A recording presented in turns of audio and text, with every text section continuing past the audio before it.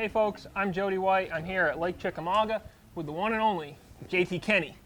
JT, how's your practice gone so far? What have you done so far in practice? Well, honestly, I've just been idling these ledges out here. You know, it's one of the Tennessee River lakes. You know, those fish this time of year, they get out on those ledges and stuff. And but what I've kind of found is that it looks like these fish on the ledges have got a lot of pressure, because normally they're in great big schools on some of this, you know, more obvious underwater structure, and they're really lined up, and you know, a whole bunch of fish, you know, in a giant school all set up, and they're really not like that. It seems like they're more in smaller schools, still on the same kind of good ledges, but they're in smaller schools. Look, to me, it just looks like they've gotten a lot of pressure. You know, like say when you have a big event at Kentucky Lake or something, by the end of the event, these big schools are all broke up into a bunch of smaller schools. It looks like, to me, like that's what has happened here already. Like they're already all broke up, and I'm sure it's tournament pressure, local angler pressure, you know, all kinds of stuff. But there's still some big ones out there. I mean, you know, I haven't made too many casts. You know, I've just basically been looking at my electronics. I've caught a few big ones, you know, and haven't made too many casts. But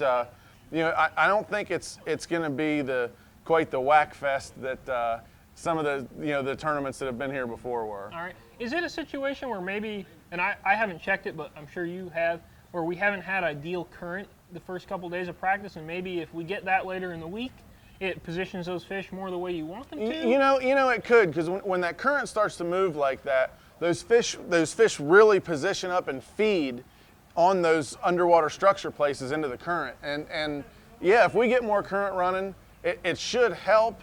But you know, today there was a decent amount of current running this afternoon. There was one place where I could actually see the current eddy, you know, on a big underwater structure place. I could actually see some current. So I mean, that was later this afternoon.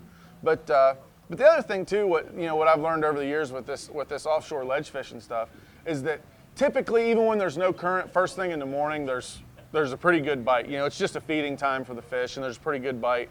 And you know, I've been out well before daylight, you know, the first two mornings, and I haven't seen that. I mean, you know, you get some bites early, you know, fishing some of the more obvious places, but it just really hasn't been, you know, really tearing it up. All right, and I guess last thing, any thought to going shallow on tomorrow, the final day of practice, to do that at all? Absolutely not. I will not go shallow. I will lose in deep water. All right, well, JT, thanks for talking with us, and good luck out there. Cool. Thanks, man.